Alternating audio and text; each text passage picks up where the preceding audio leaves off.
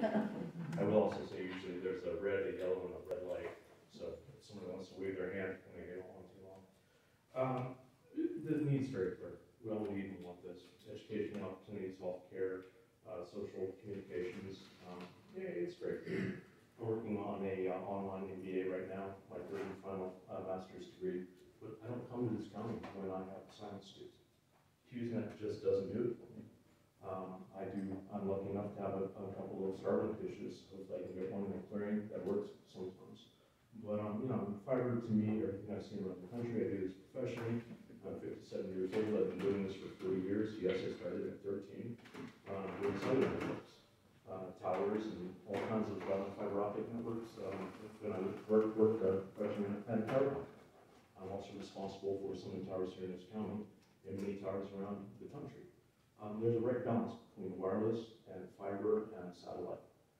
In the hollows, where some of us are, really the only proper solution is going to be a fiber solution. I have nothing against anybody, Piedmont, anyone else, wireless. I totally support those people. And the fiber infrastructure is only going to further that cause into the rural areas, including the cellular networks, the first responder networks. I know we're going to do probably an upgrade on the 911 system we have, or the dispatch system we have, the FirstNet people in private, but that's fine. Fiber really is the right technology. The contracting vehicle that we have with All Points and through the Shenandoah conglomerate really is not with us. No, we're not with that. We've already contracts. Mr. Curry did an absolutely amazing job with documenting some of the concerns and faults. They're there. We know what they are now. But we really only have one shot at that brass ring. I'm willing to lean pretty far off the carousel and try to get that ring.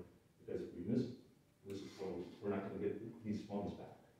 The funds are going to be spent elsewhere. There may be more funds down the road, but the deal that we have on the table right now is pretty darn good.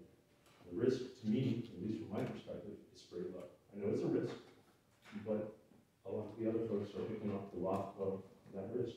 The reward is much greater to me than the risk. By the way, I do like the idea. I talked to somebody about the idea of a project squawk, which means we may not have the resources to hire staff to run around and watch everything that's going on, but we have enough citizens, and a lot of us have a lot of knowledge in this county, just go around and say, hey, I saw this being installed. That's not right. And it's something that I saw, not the right way to do it. Let's get out. Let's be vocal. Let's talk about it. Let's document it. And if we go to people, the All Points folks, and say, I saw this is not right, we are much more likely to get a response in a meaningful way than if we just have a lot of people saying, no, they stepped on my lawn, or they moved a couple lines in my driveway. So let's get a semi-formalized. Let's just develop a network that when we go out and look at what's going on. I think I said this publicly in various forums. I'm happy to repeat it. I don't like really or care for the folks at All Points, but that's the folks that my son went to his prom. That's the person invited to the prom. That's who we're going to the prom with. In the end, this is really great for the citizens, I believe. I think it's great for the county, the tax base, the businesses that are here. And to me, it's the right solution, and we'd be making a large mistake if we do not go forward with this project. Thank you. Thanks for your time.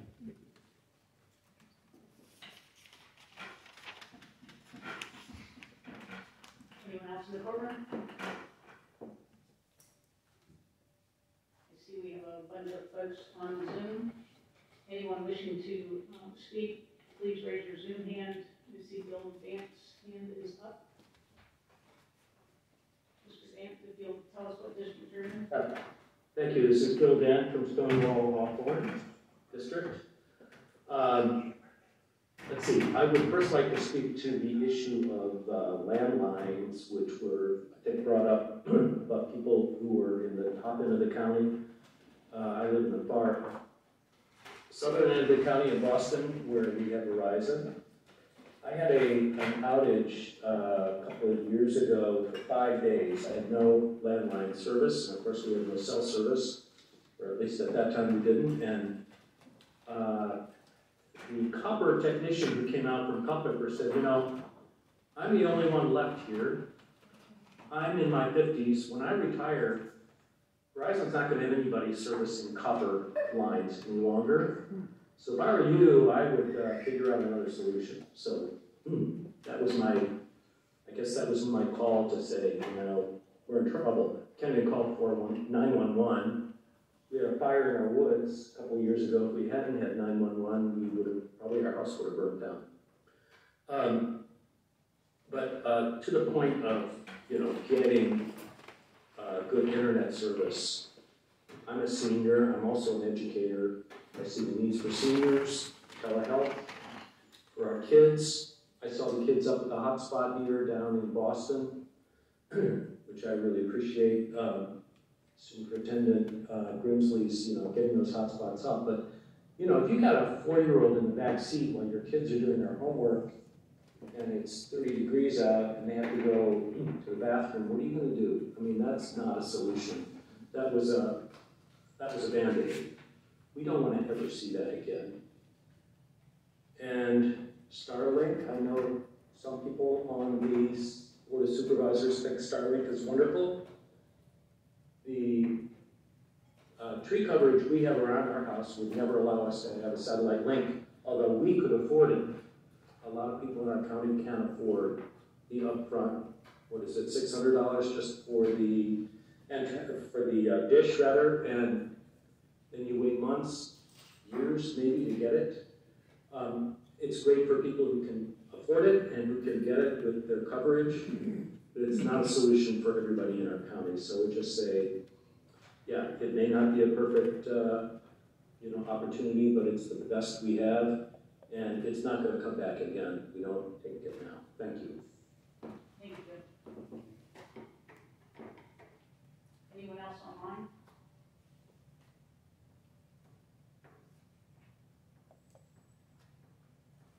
Not seeing any hands online, I'll close the public comment period. And open it up to the board. Well, formally move into the next agenda.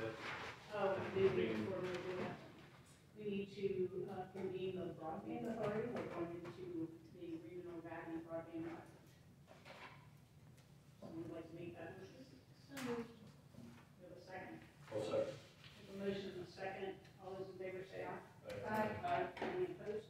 Thank you. All right, both authorities are here. Madam Chair, I think I may have invoked the ire of some of my colleagues by answering the question from a member of the public a few minutes ago, but I'm constantly amazed that the majority of this body doesn't seem to understand that it's hard for the public to make comments if they don't have the proper information. And I think when they ask a question of us, they're asking for that information so that they can make intelligent comments. And I've seen this for so many years, it just aggravates me that it's not seen by anybody. I'm sorry if you feel I spoke out of turn, but I'm probably going to do that again if somebody in the public asks a question so that they can make intelligent comments. I've been at a school board meeting several years ago where someone asked a simple question and not one member of the school board or the superintendent even acknowledged the fact that this person had asked a question. They didn't even say, we can answer that later, or put that in writing. They just sat there. And I am not going to allow that to happen on a board that I'm a member of. I'm sorry if that offends anybody, but I'm going to answer questions, even if it means that y'all are upset. I think in both cases, we acknowledge the questions and we address it once we start the discussion of the agenda item. So, but if you don't allow him to ask a question later on, he wouldn't be able to make an intelligent comment. So that's why I answered that simple question. So I think the misinformation mill, instead of a rumor mill, we've had a misinformation mill going on for several months now. We've been a party to this agreement since September, but technically since August because we didn't try to do anything else. And if this board and authority vote to go forward with all points either this month before the 5th, it doesn't make much sense to reconvene another meeting and be the body if we only have 3 days left. So I'm pretty sure that a vote of some sort will happen tonight. It's very, very likely that this is a 2020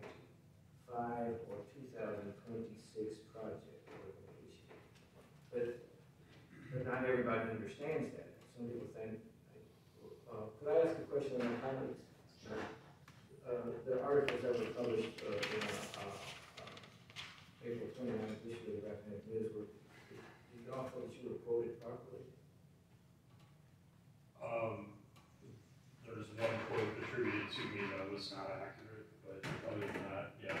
Well, could I ask what that is so that I can make intelligent comments tonight? Sure. So one cliche or overused term that I don't use, that would never pass my lips is, too big to fail. I didn't say that. Okay, that's what I'm asking. I don't have any comments based on That's that. fine. But I'm asking. You asked a question, so I'm telling you that quote attributed to me was not something I said. Okay, and Mr. Carney was quoted as saying, that, all your constituents here have said that they want internet fast and they want it now. Is that correct? Oh, yeah. You bet. But did you tell them that this was gonna be a 3 or 4 year project? Oh, yeah, absolutely. So it's not fast and it's not now. No, fast internet, Fast internet. But now, different than a fast product. but now it's not going to happen. Now, no matter what. Anybody who would ask me, I'd say 3 or 4 years if they're like. Okay. I just want to It's make like when sure. you're building a house. When's the house gonna be built? Oh, 2 years. Okay, well, add 35% to that. Or, anyway, fast, affordable, reliable. Not every single constituent, but the vast majority. Well, Even people who didn't vote for me, and they told me. I have drawn up some comments. I'm gonna pass this down. Y'all at least take one. There's an extra one there. I think there's more than one extra one there. So one for Curry, and then I'll give one each to the news media. And I'd like to have one that is a record of minutes. Unfortunately, I didn't make one for, well, no. I'm gonna have to get one of those back so I can get to meet, no, everybody, but there really, I should have had 9 or 10, but I only have 8. Do you need one back? I will before the end of the meeting, yeah. But I'm gonna have to, if I'm gonna give it to the media, you know. I'd like to read this so I don't go waste a lot of time and a lot of, dead airspace. But, again, these are comments on the all points broadband issue for Rappahannock County, given this day, 2nd May 2022. I'm concerned the board and authority are approving a contract agreement with the Northern Shenandoah Valley Regional Commission, NSBRC, to be our fiscal agent without knowing enough about the project. There are legitimate concerns by me, the board and authority member, and the 5 members' constituents. I hear from people all over the country. I'm related to cities in all 5 districts. There is no defined start date, and I believe Mr. Carr mentioned in the Rappahannock News article that he would start within 12 months of the final approval by the Department of Housing and Community Development. So that puts us a year roughly from this month for starting the project. Maybe. So there's no anticipated completion date. There are also no maps showing the areas of proposed construction of service. This is significant due to the MOU entered in last September with All Points Broadband that Rappahannock County will not work with any broadband providers or partner with All Points that would be in direct competition with the All Points Broadband Initiative. So for the next roughly 3 to 4 years, this county can't work with any other providers or we would be in violation of that MOU. I just want to make sure that everybody on this table is in agreement with that, because if I'm wrong, then please correct me. I believe we heard that once the contract is signed, if the contract is signed, then. Yeah, but I heard that too, but if you go back and read the fiscal agent agreement, it says that it does not supersede those documents, so that will still remain in effect. The MOU states that term runs through the point when a definitive agreement is entered. I believe in this appendix online that if you, as a bodies, take action to enter a definitive agreement to move this project forward, I think that is the trigger for. But we don't know that. Our attorney is online. Well, we can ask that question, I'm just gonna keep going, I mean, you may have questions to make about that. There has been very little change in any of the agreements since Mr. Curry wrote his issue paper on the agreements. 2 very significant problems I agree with are the fact that there are no maps, only reference to the body application, and no mention of residents in served areas that would have to pay high construction costs to be served by current providers. That affects every one of our districts that has either CenturyLink or Comcast running through it. I have a neighbor that cannot get on Comcast, that goes right by their house, unless they pay $4,300 to get on it. My property is the same way, but I found a way to get internet without paying $4,300. And I've done so legally, in case anybody is concerned about it. But there's a lady in Jackson District who was quoted $83,000 to get from Comcast to her house, and there's nothing in here that would help her. We had an individual that lives off Newtown Road that was quoted in excess of $25,000. There's nothing in the agreements that would protect him. We were promised that, it's not there. And if it's not there, it didn't happen. So that person spoke in favor of this program because he heard that.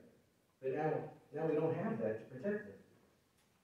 But they're considered, I don't wanna interrupt your train of thought, but, it's an important point. So part of the underserved, and this has been well articulated, would include anyone who is otherwise on a Comcast distribution line, but that has been. He said that, he didn't put it in writing.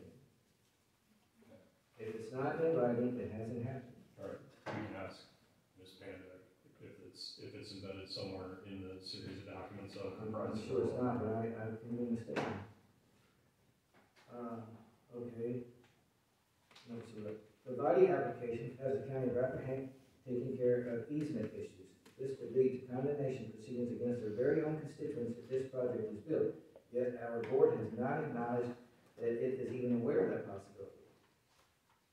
I brought this up a couple of times. It's still in there because it's in the body application and there's no contrary language in any of the agreements.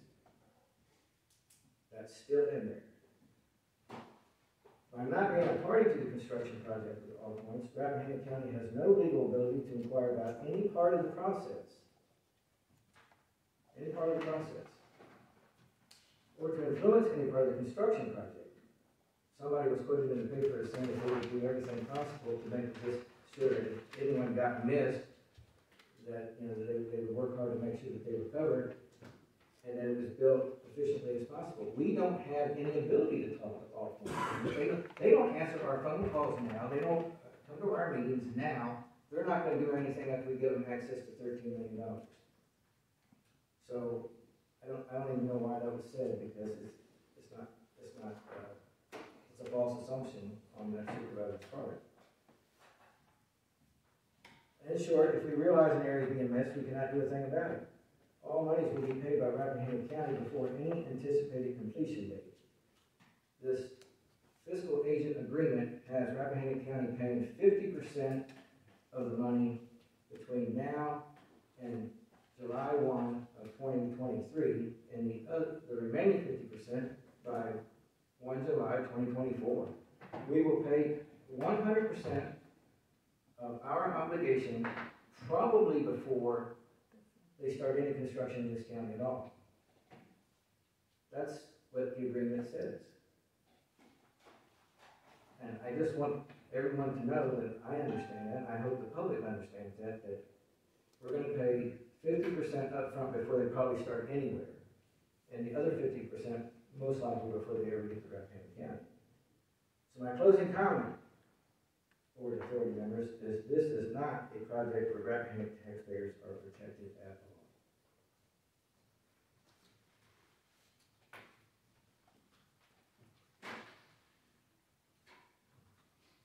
If there's any disagreement with that, y'all's feeling that.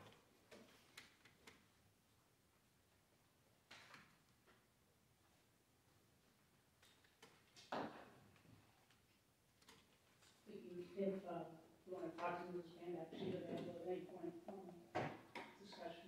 Well, if she heard my points, if she got anything contrary to say, I'd love to hear it, because on these points, I really would hope that I'm mistaken. If I might, Madam Chair, are you ready for me to address those? Certainly. I'm not sure I picked up every one of them, but I'm sure Mr. Frazier will add on if I miss them. With respect to talking to other providers and then violating the MOU, which the was executed last year. I've looked at paragraph 6, which is the one I believe Mr. Frazier is referring to, and it says for as long as each participating locality agrees that for so as long as it is a party to this memorandum, it shall not participate in a course of activity or course of conduct that is inconsistent with or competitive to the initiative. My understanding is that once you have entered into the fiscal agent agreement, then the memorandum of understanding for phase 1 would have ended. Do you have language you can point me to?